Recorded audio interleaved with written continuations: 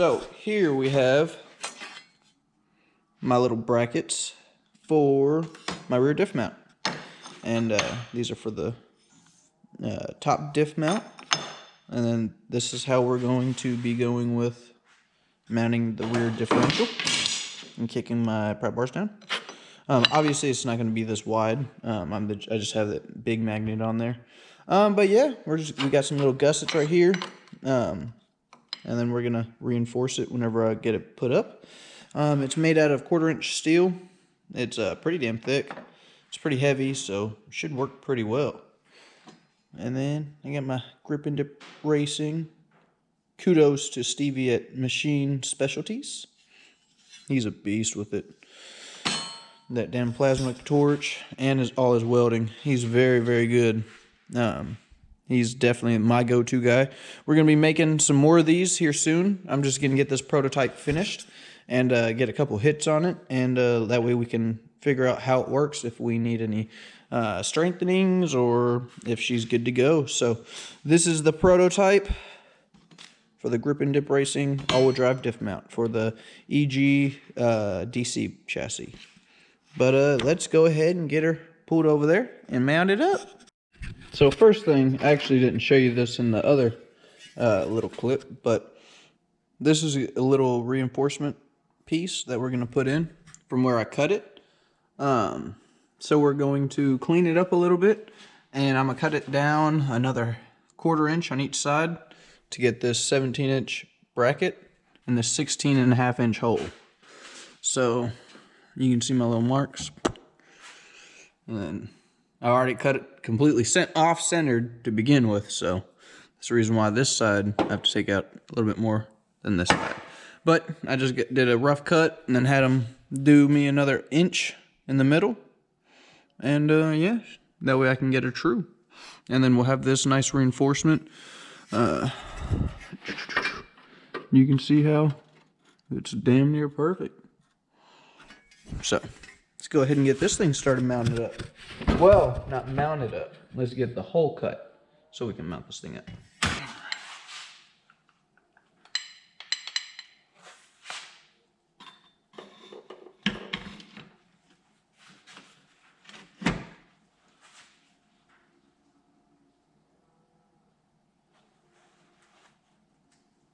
Where did my bolts go? There they go.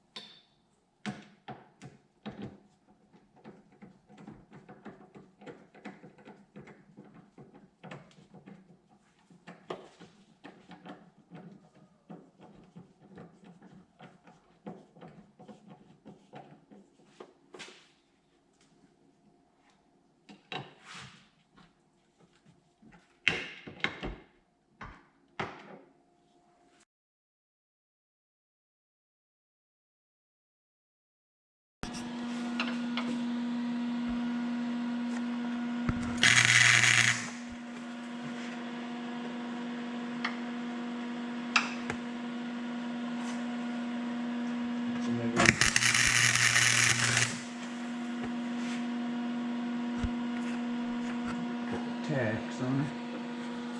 More tack.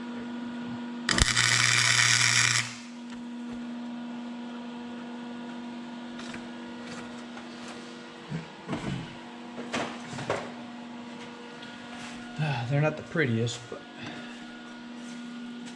definitely work.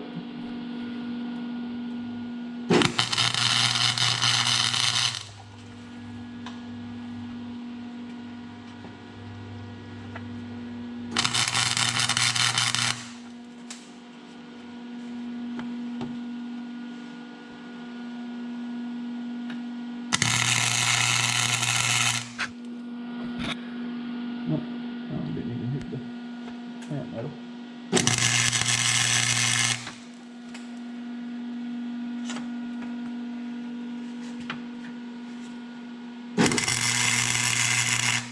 Looking super easy, just tack it on the bottom on the back. Boop. Now we're good now. Oh yeah, probably could just. I'm probably actually gonna grind that flush. Fuck it. Might as well put a fucking weld in her, bud.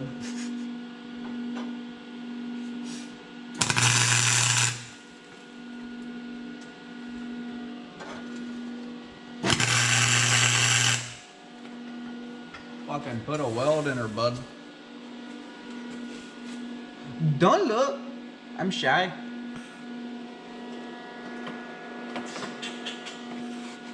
Bam, bam.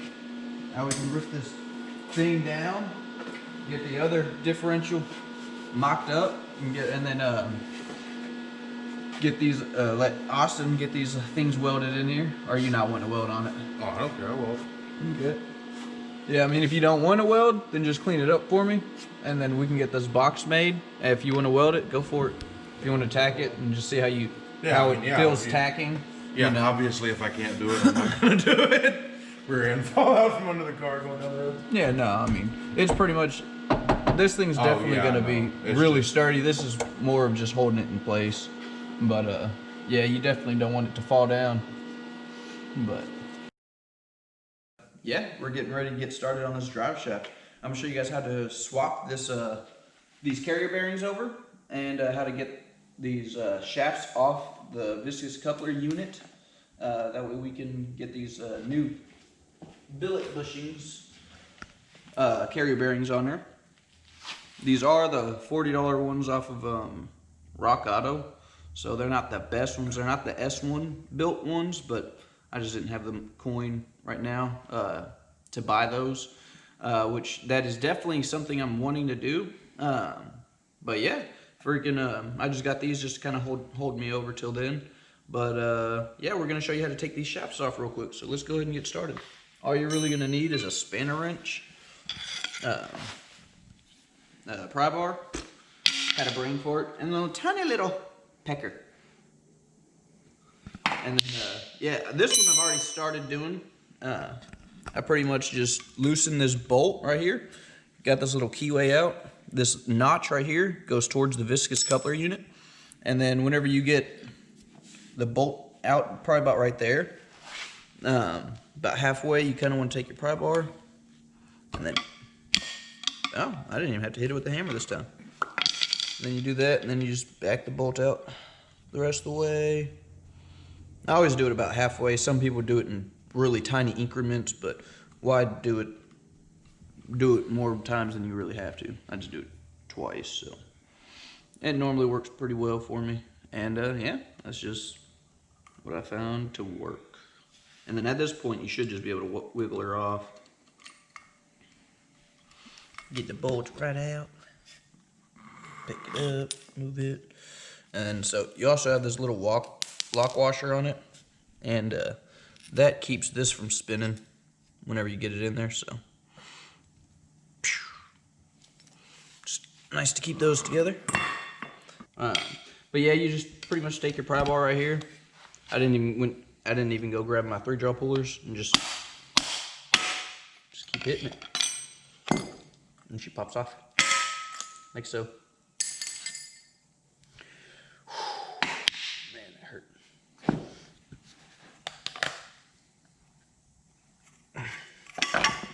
whenever you get this, I am gonna have to go grab some emery cloth and clean this up. That way it slips on a little bit easier. And then whenever you get something to push this on, you want to make sure it slides over this shaft, but only fits around this inner race. Because if you try to press on the outer race, when you're trying to push this bearing in, it'll bend and cock all the roller bearings in there, and it'll actually destroy the bearing. Just fucking eat it up. And so yeah, you want to push on the inner race, not the outer race. If you can push on both of them together, if you have something that's that thick, that's perfect. But make sure that you're pushing them, you know, pushing the inner one. So yeah, we'll get some emery cloth real quick, clean it up. You gotta polish that shaft.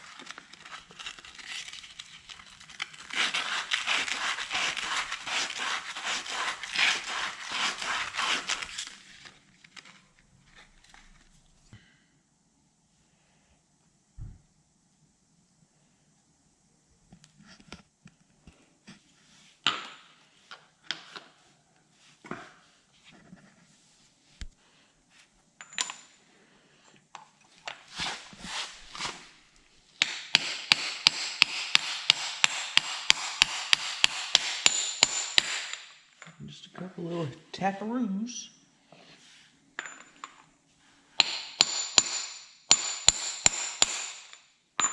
And you'll feel it get solid. Let me look back here. I do believe it's on there.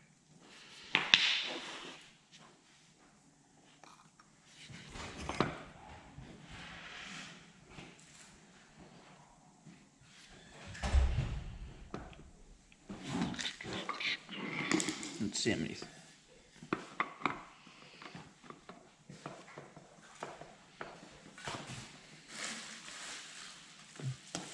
Nope, just gonna have to go on there some more. What's up? What up? That shit.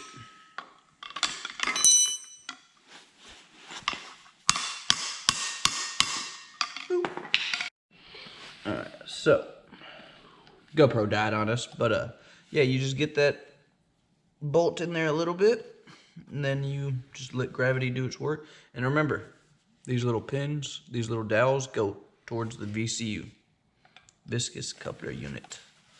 And then if you have a spanner or a freaking ratchet wrench, it'd be the best time to use it, if it'll fit in here, if you got a skinny enough one. But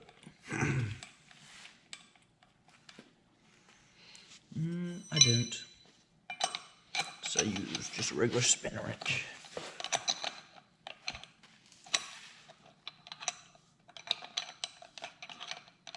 It's done.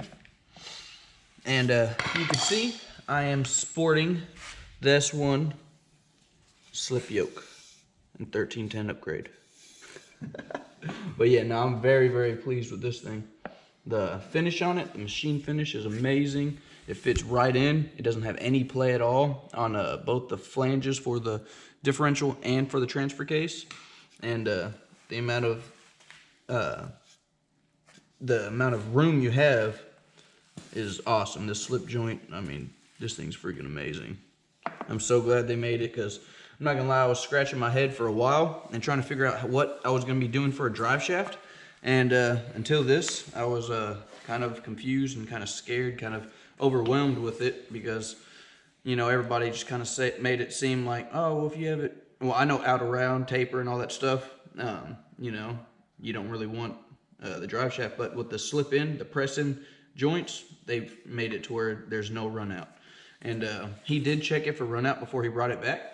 And he said it was pretty much, it was right on the money. He said there was like the needle didn't even move. So can't really get much better than that. And yeah, so there you guys have it. Thank you guys for stopping in and figuring out how to change out your carrier bearing bushings, and you know, checking out this S1 built flange for the all-wheel drive Freelander drive shaft. It's not for the Waggle van, it's for the Freelander. But yeah, we're gonna go ahead and finish on with the rest of my process today. What I plan on getting done tonight is pretty much finishing up welding my differential and getting that done, and wrapping up the suspension so I can get it put on the ground, and that way we can move her in and out, and then I can get to the fuel cell part of it, and she's pretty much golden.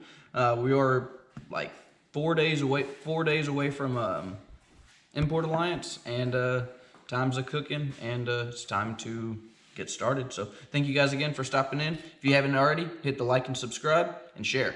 See ya.